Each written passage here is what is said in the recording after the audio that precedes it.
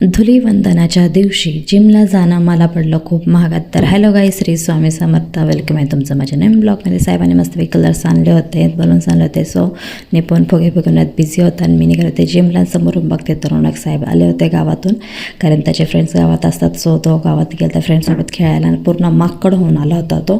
त्याला म्हटलं घरी जाऊन फ्रेशनप हो. त्यानंतर मी पोचले जिमला. जिममध्ये गेले तर मस्त वर्कआउट वगैरे केला आणि नंतर मुलींनी कलर्स आणले होते, ते मला माहिती नव्हतं. मग काय केली सुरुवात खेळायला.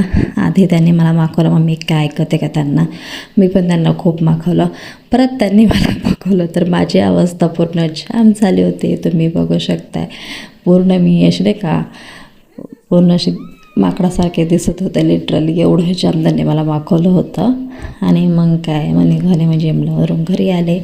घरी आल्यावरती मस्तपैकी डाळ कुकर लावला आणि मस्तपैकी म्हटलं दादा फ्रेशनं व्हावं. सो फ्रेश होऊन आले आणि त्यानंतर मग काय डायला फोडणी वगैरे दिली. भूक लागली होती, सो तो मस्तपैकी जेवण वाढून घेतलं. मुलांनी जे केलं जेवण मी केलं, साहेबांनी केलं. आणि इव्हनिंगला मस्तपैकी साहेबांनी चिकन आणलं होतं, कारण त्यांची इच्छा झाली चिकन खायची. सो मी मसाला वगैरे तयार करून घेतला आणि मस्त कढईमध्ये खडे मसाला वगैरे टाकून परतून घेतला मसाला वगैरे.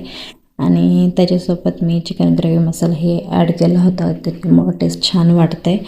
आणि ते छानपैकी परतून वगैरे घेतलं. आणि त्याच्यासोबतच मला बनवायचे तर चपाती वगैरे, सो पीठ वगैरे मी आधीच मळून ठेवलं होतं.